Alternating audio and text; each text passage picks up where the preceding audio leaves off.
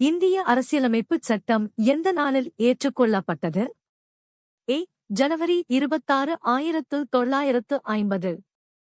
B. August 15, 1947.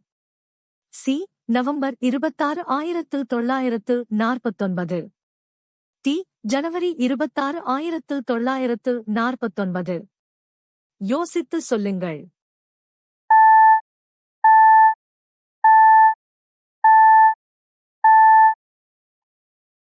சரியான விடை C. நவம்பர் 26, 1949. இந்திய அரசியலமைப்பின் எந்த பிரிவு மாநிலங்களுக்கு பொது சிவில் சட்டத்தை யூனிஃபார்ம் சிவில் கோட் உருவாக்க வழிகாட்டுகிறது? ஏ. பிரிவு 40. பி. பிரிவு 44. சி. பிரிவு 48. டி. பிரிவு 51. யோசித்து சொல்லுங்கள்.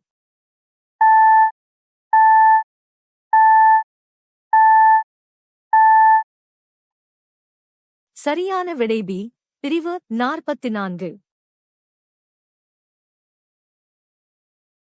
சரியான பதில் கிடைத்ததா?